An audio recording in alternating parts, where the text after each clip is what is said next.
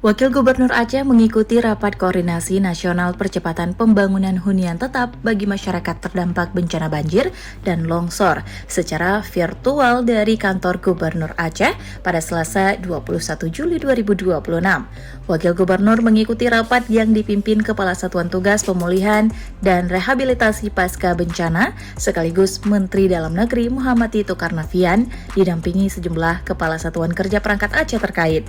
Rakor tersebut turut diikuti para gubernur, bupati, dan wali kota dari daerah-daerah yang terdampak bencana di wilayah Sumatera. Dalam rapat tersebut, para menteri dan pimpinan lembaga memaparkan perkembangan pelaksanaan program pemulihan pasca bencana, termasuk progres pembangunan hunian tetap, kendala yang dihadapi di lapangan, serta kebutuhan dukungan dari pemerintah daerah untuk mempercepat pelaksanaannya.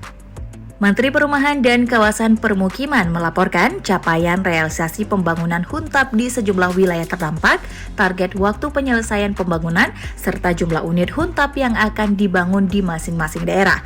Berbagai kendala yang menjadi hambatan dimulainya pembangunan, seperti kesiapan lahan dan dukungan infrastruktur pendukung, juga menjadi perhatian dalam rapat tersebut.